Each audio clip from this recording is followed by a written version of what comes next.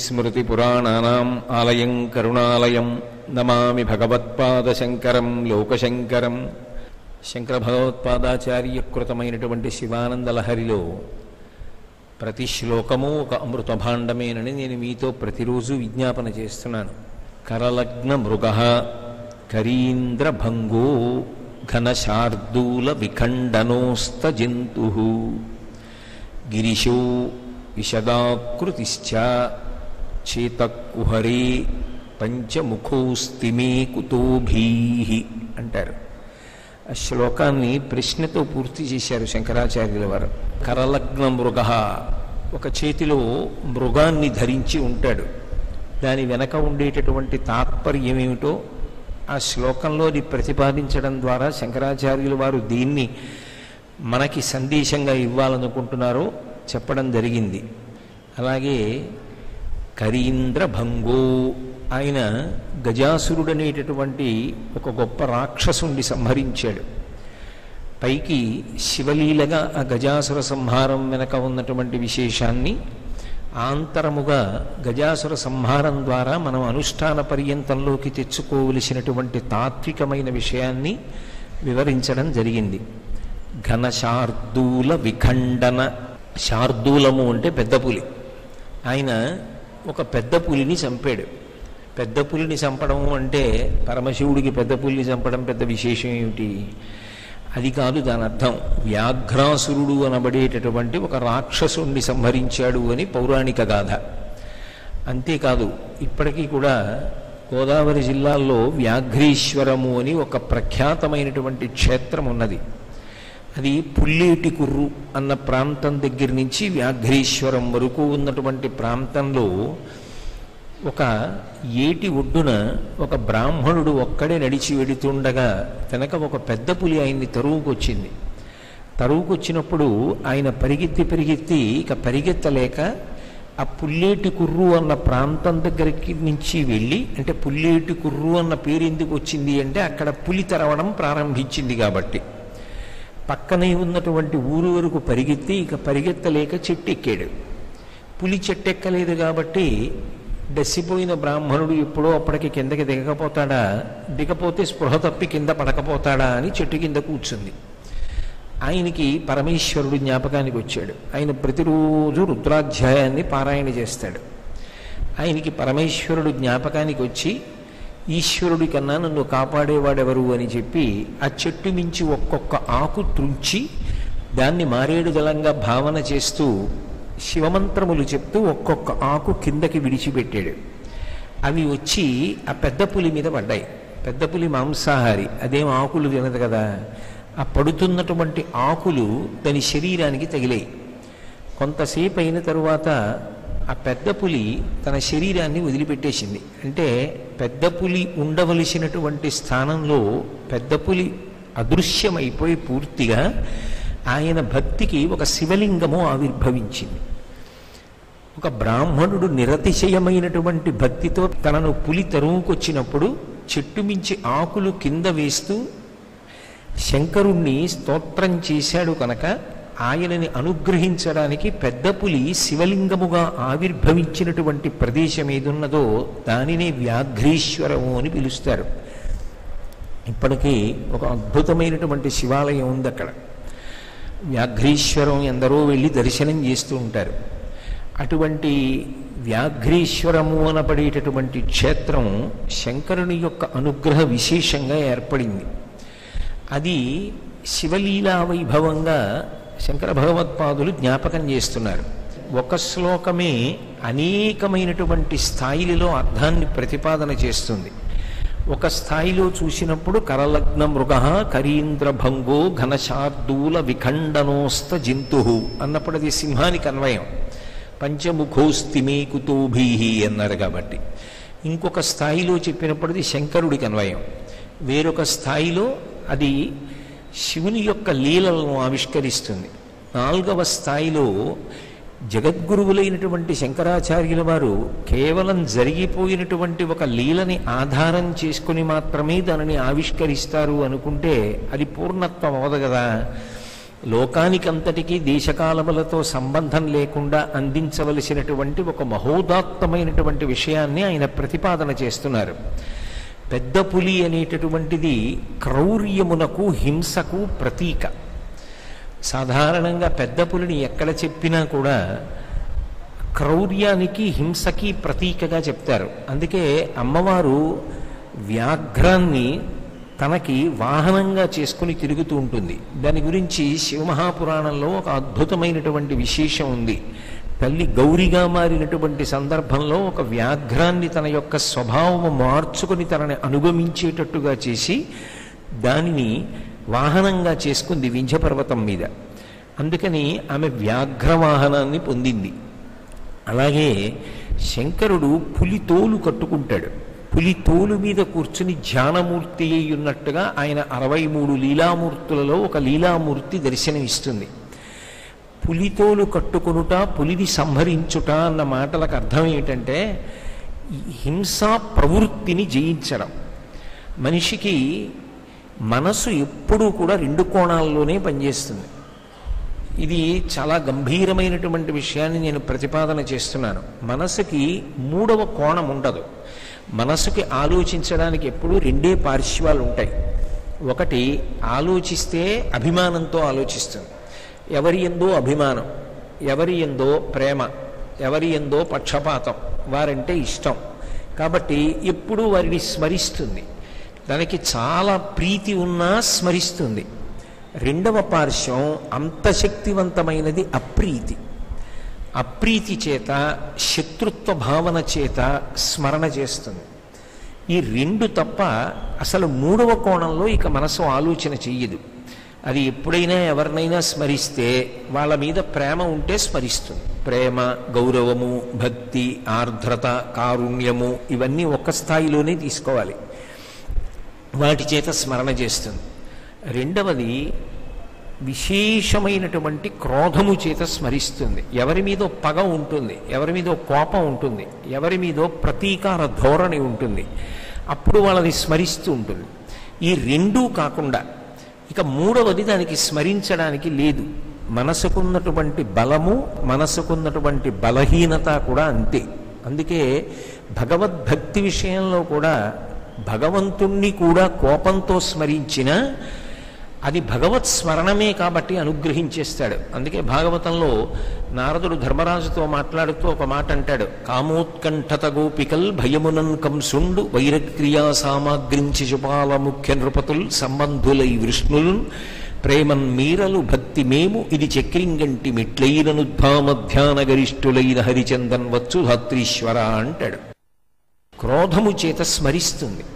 ఆ క్రోధం ఏం చేస్తుందంటే హింస చేయిస్తుంది. అందుకే లలితా సహస్రనామ స్తోత్రంలో అమ్మవారి యొక్క స్వరూపాన్ని, అమ్మవారి చేతిలో ఉండేటటువంటి ఆయుధములను గురించి వర్ణించినప్పుడు క్రోధాకారాంకుశోజ్వల అని ఒక నామం. ఉత్జ్వల అంటే ప్రకాశిస్తున్నటువంటి ఒక అంకుశాన్ని చేత్తో పట్టుకుంది. కోపము ఎప్పుడూ కూడా అవతల వారిని ఒక్కరినే బాధిస్తుంది అనుకుంటే పొరపాటు. కోపము మొట్టమొదట ఎవరిని బాధిస్తుంది అంటే ఎవరికి కోపం వచ్చిందో వాళ్ళని బాధిస్తుంది. నాకు కోపం వచ్చిందనుకోండి, అసలు నా రూపం మారిపోతుంది. ఏదో వ్యగ్రతతో కూడుకున్నటువంటి రూపం ప్రశాంతంగా ఉన్నప్పుడు ఉన్న రూపంలో ఉండదు. మనిషి ఊగిపోతూ ఉంటాడు, యుక్తాయుక్త విచక్షణ మరిచిపోతాడు. బుద్ధి అంతా కూడా ఆ క్రోధము చేత కప్పబడిపోతుంది. అప్పుడు పెద్దలు చెప్పినటువంటి విషయములు కానీ, నేను ఈ కోపానికి వశపడి ఇంత పాపంగా చెయ్యడమా అని కానీ స్మరణలోకి రావు.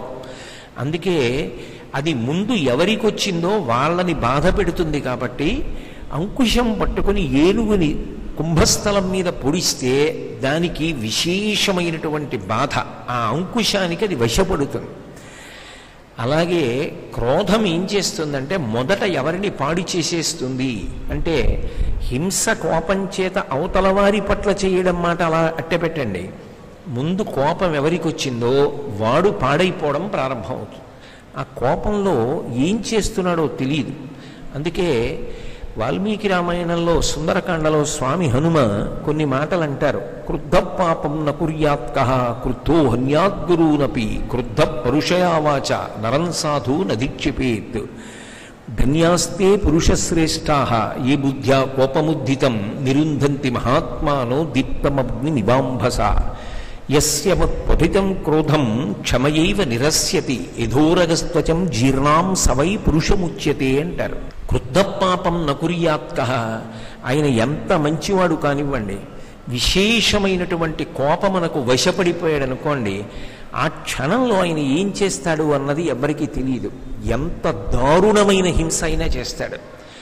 అశ్వత్థామ మహాభారతంలో కోపానికి వశపడిపోతే ఎంత దారుణమైనటువంటి పని చేశాడు. నిద్రపోతున్నటువంటి ఉపపాండవుల్ని, పృష్టజ్యుమ్నుణ్ణి, వీళ్ళందరినీ సంహారం చేసేశాడు. ఆ క్రోధమునకు వశపడిపోయిన వాడు ఎంత పెద్ద తప్పైనా చేస్తాడు. క్రుద్ధ పాపం నకుర్యాత్కః క్రుద్ధో హన్యాద్గురూనపి. ఆఖరికి అయ్యో పెద్దలు అటువంటి వారి పట్ల ఇంత తీవ్రమైనటువంటి రీతిలో ప్రవర్తించడమా అని చూడకుండా నడవడిని నియంత్రించుకోలేక పెద్దలైన వారిని కూడా చంపేస్తాడు. క్రుద్ధో హన్యాద్గురూడపి క్రుద్ధ పరుషయావాచ. అన్నిటికన్నా ముందు దారుణమైన విషయం ఏమిటంటే, భగవంతుడు కేవలము మనుష్యునకే మాత్రమే ఇచ్చినటువంటి అద్భుతమైన వరాలు రెండున్నాయి. ఒకటి స్వరపేటిక, మాట్లాడగలిగిన శక్తిని ఇచ్చాడు. రెండు, నవ్వగలిగినటువంటి శక్తి. ఇందులో కోపం వచ్చిన వాడికి ఒకటి అదృశ్యమైపోతుంది, అసలు వాడు నవ్వే అవకాశం లేదు. రెండు, మాట వ్యగ్రతను పొందుతుంది. ఆ మాట వ్యగ్రతని పొందినప్పుడు మనం ఎవరిని ఉద్దేశించి మాట్లాడుతున్నాం, వారితో అలా మాట్లాడచ్చా, వారి గురించి అలా మాట్లాడడానికి మనకున్న తాహత ఏమిటి, ఇవేం ఆలోచించడు. ఆలోచించకుండా ఎంత దారుణమైన పనైనా చేస్తాడు, ఎంత దారుణంగానైనా మాట్లాడతాడు. అలా మాట్లాడినటువంటి పాపం చేత, ఆ మాటల చేత తీవ్ర ఫలితాలని తదనంతర కాలమునందు ఈశ్వరుడి చేత విధింపబడి అనుభవించవలసి వస్తుంది. అందుకే ముందు మాటకి ఉండవలసినటువంటి పరిణితిని కోల్పోయేటట్టు చేసి హింసా కార్యక్రమమునందు ఉద్యమింపచేస్తుంది కోపం. అందుకే క్రుద్ధ పాపం నకుర్యాత్కః క్రుద్ధో హన్యాద్గురూనపి క్రుద్ధ పరుషయావాచ నరం సాధు నధిక్షిపేత్. సాధు పురుషులు అని కూడా చూడకుండా అధిక్షేపించి మాట్లాడతాడు. భగవంతుడు తొందరగా అవతారం తీసుకుని జోక్యం చేసుకునేది ఎప్పుడు అంటే, శుద్ధ సాధులందు సురలందు శృతులందు గోవులందు విప్రకోటియందు అంటాడు భాగవతంలో. ప్రహ్లాదోపాఖ్యానంలో, నేను ఉత్తర క్షణంలో అవతారం తీసుకుని అవతల వాడిని మట్టు పెట్టేది ఇప్పుడు అంటే, నన్ను నమ్ముకుని బతుకుతున్నటువంటి వాడి జోలికి వెళ్ళినప్పుడు వాడిని విడిచిపెట్టను అంటాడు. అటువంటి సాధు పురుషులు అని కూడా చూడకుండా అధిక్షేపించి మాట్లాడి హింస చేసేటట్టుగా చెయ్యగలిగినటువంటి శక్తి కోపానికి ఉంటుంది. అందుకే నరం సాధు నధిక్షిపేత్, క్రుద్ధ పరుషయావాచ నరం సాధు నధిక్షిపేత్. అది చేయించలేనటువంటి పాపం ఏముంది, ఎంత గొప్ప హింసనైనా చేస్తుంది. అంతేకాదు, ధన్యాస్తే పురుషశ్రేష్ఠాః ఏ బుద్ధ్యా కోపముద్ధితం నిరుంధంతి మహాత్మానో దీప్తమగ్నిమివాంభస. అగ్ని ప్రజ్వరిల్లుతున్నప్పుడు దాని మీద నీళ్లు పోసి ఆర్పేటటువంటి వాడు ఎంత ధన్యాత్ముడో, అలా తనలోంచి కోపము పైకి ఉబుకుతున్నప్పుడు కోపం రావడానికి చిరునామా ఉండదు. బాగా జ్ఞాపకం పెట్టుకోవాలి. ఇక్కడే కూర్చుంటుంది, అవకాశం కోసం ఎదురు చూస్తుంది. కామక్రోధశ్చ లోభశ్చ దేహే తిష్టంతి తస్కరాః జ్ఞానరత్నాపహారాయ తస్మాత్ జాగ్రత్త జాగ్రత్త అంటారు. అవకాశం వచ్చిందా పైకి పొటమరిస్తుంది. అటువంటి కోపం విజృంభిస్తున్నప్పుడు తన కోపాన్ని ఎవడు తాను పరిశీలించుకుంటాడో, పరిశీలించుకుని తన కోపాన్ని తాను ఓర్పు అన్న నీళ్లు చల్లి నిధనం చేస్తాడు, వాడు ధన్యాత్ముడు. బయట ఎన్ని గెలిచాడన్న దాన్ని బట్టి కాదు, తన కోపాన్ని తాను పరిశీలించుకోవడం వచ్చినవాడెవరో వాడే లోకంలో ధన్యాత్ముడు. అందుకే ధన్యాస్తే పురుషశ్రేష్ఠాః ఏ బుద్ధ్యా కోపముద్ధితం నిరుంధంతి మహాత్మానో దీప్తమగ్ని వివాంభస. యస్యముత్పధితం క్రోధం క్షమయైవ నిరస్యతి యథోరగస్త్వచం జీర్ణాం సవై పురుషముచ్యతే. లోకంలో వీడు ధన్యాత్ముడు, వీడు పురుషుడు. పురుషుడు అంటే మగవాడు అని కాదు, ప్రయత్నశీలి అని. ఉద్యోగ పర్వము అంటే భారతంలో ఉద్యోగం కోసం వెతుక్కున్నారని కాదు, ప్రయత్నం మొదలుపెట్టారు అని. ఎవడు ప్రయత్నశీలి, ఎవడు సాధన చేస్తున్నాడు అన్న మాటకి అర్థం ఎక్కడొస్తుంది అంటే, ఎవరిలో కోపము పెరుగుతున్నప్పుడు దానిని ఓర్పు ద్వారా ఉపశమింపచేస్తాడో వాడు ధన్యాత్ముడు. కోపానికి విరుగుడు ఎక్కడుంటుంది అంటే ఓర్పు పట్టడంలో ఉంటుంది. అవతలవాడు కోపంతో ఉన్నాడని యువతలవాడు కూడా కోపాన్ని ప్రదర్శించాడనుకోండి, అప్పుడు విజ్ఞత అన్న 3 అక్షరాలు ఎక్కడున్నాయి? అందుకే క్షమాదానం, క్షమాయజ్ఞం, క్షమా సత్యం హి పుత్రికాహ, క్షమా ధర్మం, క్షమా యశ, క్షమయా విష్టితం జగత్ అంటారు బాలకాండలో. రామాయణంలో కుశనాభుడు అని మహారాజు తన కుమార్తెలతో మాట్లాడుతూ ఈ మాట చెప్తాడు. అసలు ఓర్పు కన్నా గొప్పది ఈ లోకంలో ఇంకొకటి లేదు. ఓర్పే ధర్మము, ఓర్పే యజ్ఞము, ఓర్పే సమస్తము. అటువంటి ఓర్పు పట్టగలిగినటువంటి వాడెవరున్నాడో వాడొక్కడే తనలోంచి పైకి ఉబుకుతున్నటువంటి కోపాన్ని తానే వదిలిపెట్టేయగలడు. అది ఎక్కడి నుంచో రాలేదు, తనలోంచే వస్తుంది. బయట నుంచి లోపలికి రాలేదు, లోపల నుంచి పైకి జ్వాలలా రేగుతుంది. రేగుతున్న దాన్ని వదిలిపెట్టాలి జాగ్రత్తగా. వదిలిపెట్టడానికి సాధనము సహనము, ఓర్పు. వాడు ప్రయత్నశీలి, వాడు సాధకుడు, వాడు హింసాధోరణిని దాటగలుగుతాడు. లేనినాడు ప్రతీకార బుద్ధి, ఆ హింస, ఆ క్రోధము ఎంత పెద్ద ఉద్యమానికైనా, ఉద్యమము అంటే ప్రయత్నమునకైనా, ఎంత హింసకైనా దారితీస్తుంది. ఆ విడిచిపెట్టడం ఎలా ఉండాలి అంటే, యథోరగస్త్వచం జీర్ణాం సవై పురుషముచ్యతే. పాము ఒంటికి కుబుసం పడుతుంది.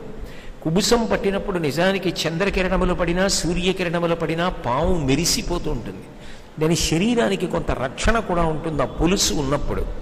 కానీ అది ఉంచుకోదు. ఉంచుకోకుండా గరుకైనటువంటి పదార్థం మీద పాకి ప్రయత్నపూర్వకంగా తన ఒంటికి పట్టినటువంటి కుబుసాన్ని తాను వదిలిపెట్టేస్తుంది. ఆ కుబుసం మీద ఉన్నటువంటి అమరికని బట్టి అది ఏ జాతి పామో చెప్తూ ఉంటారు. అంటే తనకే పట్టిన కుబుసం అందంగా ఉంది కదా అని ఉంచుకోకుండా దాని వలన ఏదో సంతోషం కలుగుతోందని తనకి శరీరంలో అంతర్భాగం చేసుకోకుండా దానిని పాము ఎలా విడిచిపెట్టేసిందో, తనలోంచి ఉబికిన కోపాన్ని తాను విడిచిపెట్టగలగాలి. అయితే ఇందులో మీరు ఒక విషయం బాగా గమనించవలసి ఉంటుంది. సాధారణంగా ఏం చెప్తారంటే కామక్రోధాలు విడిచిపెట్టండి అంటారు. కామక్రోధాలు విడిచిపెట్టండి అంటే, ఇప్పుడు నాకు ఈ పుష్పహారాలు పట్టుకొచ్చి వేశారు, ఇంత బరువు ఇన్ని దండలు నేను మెడలో ఉంచుకోలేను కదా, ఏదో ఒక దండ ఉంచుకొని మిగిలిన దండలు తీసేశాను. ఎప్పుడు తీసేశాను? ఈ దండలు ఎవరో తెచ్చి నాకు వేస్తే నేను తీసేశాను. వాటిని నేను పట్టుకోలేదు, అవి ఎవరో వేశారు, నేను తీసేశాను. కామక్రోధములను నేను పట్టుకున్నాను అనుకోండి, మీరు వదిలేయండి అన్నారనుకోండి, నేను వదిలేస్తాను. కామక్రోధములను నేను పట్టుకోలేదు, అవి నన్ను పట్టుకున్నాయి. ఇది వేదాంత శాస్త్రంలో సాధన యందు గమనించవలసినటువంటి అత్యంత ప్రధానమైన విషయం. కామక్రోధములను మనం పట్టుకోము, కామక్రోధములు మనని పట్టుకుంటాయి. కామక్రోధములను విడిచిపెట్టమంటే అవి విడిచిపెట్టవు. అవి దేనికి విడిచిపెడతాయో, ఏదంటే దానికి చికాకో అటువంటి దాన్ని ప్రయోగిస్తే అది వదిలిపెడుతుంది. జలగలనుంటాయి, జలగకి ఏ పదార్థం అంటే జుగుప్సయో ఆ పదార్థాన్ని అక్కడ వేస్తే అది విడిచిపెట్టేస్తుంది. అలాగే కామక్రోధములను నేను పట్టుకోలేదు, జలగ పట్టుకున్నట్టు అవి పట్టుకున్నాయి. అవి వదిలిపెట్టాలంటే అవి వదులు వదులు వదులు అంటే వదిలిపెట్టవు. ఏది పట్టుకుంటే అవి వదిలిపెట్టేస్తాయో దాన్ని పట్టుకోవాలి. రాముడు ఉన్న చోట కాముడు ఉండడు. కామము భగవత్కామం అయిపోయిందనుకోండి, ఈశ్వరుణ్ణి పట్టుకున్నారనుకోండి, లౌకిక కామము మిమ్మల్ని పాడుచేది. కోపము తప్పు, కానీ కోపాన్ని వదులుకోవాలంటే కోపం పోదు. ఏమిటి నాకు ఈ కోపం అని కోపం మీద కోపం వచ్చిందనుకోండి, అది ఉత్తమ కోపం, అది క్రోధాకార అంకుశోజ్వల. అమ్మవారు ఏం చేస్తుంది అంటే కోపము మీద కోపం వచ్చేటట్టుగా ఉత్తమ పురుషుడిగా తీర్చిదిద్దుతుంది అని దాని అర్థం. శివ శివ వాళ్ళిద్దరిలో ఎవరు చేసినా ఉపకారం ఒకలాగే ఉంటుంది. నిజానికి వాళ్ళిద్దరు ఒకటే. శివశక్త్యాయుక్తో యది భవతి శక్త ప్రభవితుం నచే దేవం దేవో నకల కుశల స్పందితుమపి అతస్వామారాధ్యాం హరిహర విరించాదిభిరపి ప్రణంతుం స్తోతుం వా కథమకృత పుణ్య ప్రభవతి అంటారు సౌందర్యలహరిలో శంకరాచార్యులు వారు. ఇదో శక్త్యా లోభయితుం నాహం ఐశ్వర్యేన ధనేన వా అనన్యే రాఘవేనాహం భాస్కరేణ ప్రభాయధ అంటుంది సీతమ్మ రామాయణంలో. పాలు, పాల యొక్క తెలుపు, పుష్పము, పుష్పము యొక్క పరిమళము, సూర్యుడు, సూర్యుని యొక్క కాంతి, ఇవన్నీ ఎలా కలిసి ఉంటాయో భగవతి భగవంతుడు ఇద్దరూ కలిసే ఉంటారు. అవి విడదీసేటటువంటివి కావు. అందుకని ఆయన చేసిన ఆవిడ చేసిన ఉపకారము మాత్రము ఒక్కటే. కాబట్టి అది భగవద్ అనుగ్రహము ఎప్పుడు కలుగుతుందో అప్పుడు హింసా స్వభావము పోతుంది. బాగుందండి, నాకు కోపం రాకుండా ఉండడం సరే, మరి నిష్కారణంగా ఇతరులు నా మీద కోపడ్డప్పుడు అప్పుడు నేను కోప్పడక్కర్లేదు, కానీ బాధ కలుగుతుంది కదా, అప్పుడు ఏం చెయ్యాలి అంటే, అందుకే పరిణతి అన్న మాట చాలా గొప్ప స్థితిని పొంది ఉంటుంది. నా మనవడు ఉన్నాడు అనుకోండి, వాడికి ఏం తెలియదు, అమాయకుడు, వాడికో 5 ఏళ్ళు అనుకోండి, వాడు వచ్చి తాత తాత అని నన్ను పిలిచాడు అనుకోండి, నేను ఎవరితోనో మాట్లాడుతున్నాను ముఖ్యమైన విషయం, వాడు వింటాడా? తాత తాత అని పిలిచి నేను పలకలేదని కోపం వచ్చి కాలు పెట్టి 4 తన్నులు తన్ని తాత తాత తాత అన్నాడు అనుకోండి, అక్కడ కూర్చున్న వాళ్ళు ఏమయ్యా మేము ఆయనతో మాట్లాడడానికి వచ్చాం, ఆయన్ని కాలు పెట్టి తంతున్నావు అని కాలు మీద కొడతారా? లేకపోతే నేను వాడిని ఏమైనా శిక్షిస్తానా? వాడు అమాయకుడు, తెలియదు. వాడిని ఒళ్ళో కూర్చోబెట్టుకుని వాడు 2 కాళ్ళు గట్టిగా పట్టుకుని వేరే కాసేపు బుద్ధిగా కూర్చో అని వాడు ఇంకా అల్లరి చేస్తుంటే వాళ్ళ అమ్మని పిలిచి, అమ్మ కాసేపు వీడిని పట్టుకో, వాళ్ళతో మాట్లాడుతున్నాను అంటాను. అలాగే ఒకటవది ఏం చేస్తారంటే, పరిణతి లేకుండా తెలిసి తెలియకుండా అవతలవాడు నింద చేశాడు అనుకోండి, ఈశ్వరార్పణమస్తు. యువతలవాడు పుచ్చుకోకపోతే ఏమవుతుంది? మీరు పట్టుకొచ్చి నాకు ఓ పంచెల చాపు ఇచ్చారనుకోండి, నేను ఆ పంచెల చాపు పుచ్చుకోకుండా భగవంతుడి దగ్గర పెట్టి ఆయనకి ఇస్తున్నాను, ఆయన కట్టుకుంటాడని వెళ్ళిపోయాను అనుకోండి, ఇప్పుడు అది ఎవరికి వెళ్ళిపోతుంది? భగవంతుడికి వెళ్ళిపోతుంది. నాకు ఇచ్చినది ఉమామహేశ్వరార్పణమస్తు అని ఇచ్చేసినట్టే, అవతలవాడు నిష్కారణంగా నిందించాడు అనుకున్నప్పుడు ఉమామహేశ్వర పరబ్రహ్మార్పణమస్తు. నువ్వు ప్రశాంతంగా ఉండు, నీకు అక్కర్లేంది ఈశ్వరుడికి ఇచ్చేయి, ఆయన చూస్తాడు. ఆయన చూస్తాడంటే అవతలవాడిని పాడు చేయాలని కోరుకోకూడదు. అవతలవాడిని కూడా భగవంతుడు విశాల హృదయంతో మనం ఇలా ప్రవర్తించకూడదనేటటువంటి సద్బుద్ధిని ఇవ్వాలి. నా మనవడు తెలియక ప్రవర్తిస్తే వాణ్ణి నేను మనసులో ఎంత ప్రేమతో దిద్దాలని కోరుకుంటానో అంత ప్రేమతో ఈశ్వరుడి జోక్యాన్ని అభ్యర్థించాలి తప్ప మనని నింద చేసిన ప్రతివాడు పాడైపోవాలని మాత్రం ఎన్నడూ కోరకూడదు. అది పరిణతి. అటువంటి స్థితి నాకు అబ్బుగాక. అది కలిగిన నాడు ద్వంద్వముల యందు మనిషి కుట్టుమిట్టాడి భగవద్భక్తికి దూరంగా జరిగిపోడు. లేకపోతే ఏమవుతుందంటే, ప్రతి చిన్న సంఘటనకి విచలితుడైపోయాడు అనుకోండి, నిన్ను పట్టుకుని నాకేమొచ్చిందని ఈశ్వరుడికి దూరంగా జరుగుతాడు. అందుకే అటువంటివి వచ్చినప్పుడే మానవుల యందు సమాన భావనతో ఊంచుకు నిలబడగలిగిన ప్రజ్ఞ ఈశ్వరుడి ద్వారానే పొందాలి. నిన్ను సేవింపగ నాపదల్పొడమని నిత్యోత్సవం బబ్బని జనమాతృండనని సంసార మోహంబు పైగొనని జ్ఞానము గల్గని గ్రహగతుల్ కుందింపని మీలు వచ్చిన రాణి అవి నాకు భూషణములే శ్రీకాళహస్తీశ్వర. లోకుల్లంగని మెచ్చని అలుగని లోలోన నిందించని చీకాకున్బడని మహాత్ముడనని జేలొగ్గని మూకీభావమునం తిట్టని త్రోయని నీ కారుణ్యము కలిగి ఉండినను అంతే చాలునో శంకర. అది పరిణతి. మనిషి దీనిని అధిగమించి నిలబడడం అంత తేలిక విషయం కాదు. అది సాధనలో ఊంచుకోగలిగినటువంటి శక్తి అంటే ఈశ్వరుని యొక్క కటాక్షము చేత వస్తుంది. ఆయన అనుగ్రహము ప్రసరించిందనుకోండి, ద్వంద్వములను దాటగలుగుతాడు. దాటి హింసా స్వభావమును విడనాడతాడు. అది పెద్ద పులి మరణించింది అనడానికి గుర్తు. అందుకే మానస పూజ చేసినప్పుడు ఓ మాట అంటారు, పులి నోట చేయి బెట్టి పొడు వంగవచ్చు బలు తెచ్చు కోపంబు పడదొయ్యరాదు అంటారు. పులి కోపం 2 పర్యాయ పదాలుగా చెప్తారు. కోపమే హింసకి కారణం కాబట్టి కోపము భావన, దాని వలన జరిగేటటువంటి కార్యము హింస. కాబట్టి రెండు పరస్పర సంబంధాన్ని కలిగి ఉంటాయి. కాబట్టి అటువంటి హింసా స్వభావమును విడిచిపెట్టాలి అంటే దానికి మార్గమేది అంటే శివానుగ్రహము ఒక్కటే. పరమశివుణ్ణి ఎవరు నమ్మి మనసులో ధ్యానం చేస్తూ ఉంటారో వాళ్ళని ఆయన ఉద్ధరణ వైపుకు తీసుకెడతాడు. ఇప్పుడు అటువంటి స్వభావము నశించిందనుకోండి, క్రోధముతో చేసేటటువంటి కార్యములన్నీ పాపములే. ఆ పాపముల యొక్క ఫలితాన్ని అనుభవించవలసినటువంటి అవసరం లేకుండా ఈశ్వరానుగ్రహమునకు పాత్రుడవుతాడు. కాబట్టి ఈశ్వర నన్ను ఆ విధంగా ఆ పార్శ్వంలో నన్ను తీర్చిదిద్దు అని అడగవలసి వస్తే ఆ ఉపకారం శంకరుని ద్వారా నీకు లభించి నువ్వు ఉత్తముడైనటువంటి సాధకుడిగా తీర్చిదిద్దబడగలవు అని చెప్పడానికి శంకరులు ఘనశార్దూల విఖండన, ఘనశార్దూలమది, అది మామూలు పెద్ద పులి కాదు. మామూలు పెద్ద పులి వేటగాడు మంచి ప్రవీణుడైతే ఆ వేటగాడు పెద్ద పుల్లి చంపేస్తాడు. శివుడి దగ్గరికి వచ్చేటప్పటికీ ఓ తమాషా స్వభావం ఉంది. ప్రపంచంలో ఎవరైనా వేటాడేటటువంటి వాడు ఎదురుగుండా ఉన్నటువంటి వాడితో యుద్ధం చేస్తాడు, లేదా ఎదురుగుండా ఉన్నటువంటి జంతువునో దేన్ని వేటాడుతున్నాడో దాని మీద బాణం వేస్తాడు. కానీ శంకరుడి దగ్గర ఒక విచిత్రమైనటువంటి లక్షణం ఉంది. ఆయన వేటగాణ్ణి చంపేస్తూ ఉంటాడు. మన్మధుడు ఆయనలో కామము జనింప చేయడానికి ప్రయత్నించాడు, ఆయన కాముణ్ణి చంపేశాడు. కాబట్టి అలాగే యమధర్మరాజు గారిని నిగ్రహించాడంటే ఆయన పాదములు ఎవరు పట్టుకుంటారో వాళ్ళకి అసలు జనన మరణములు ఉండవు అన్నది దాని యొక్క సంకేతం. అంటే మోక్షమును పొందుతాడు, విడుదల పొందుతాడు అని. అటువంటి శివ నీ అనుగ్రహము నా యందు ప్రసరించుగాక.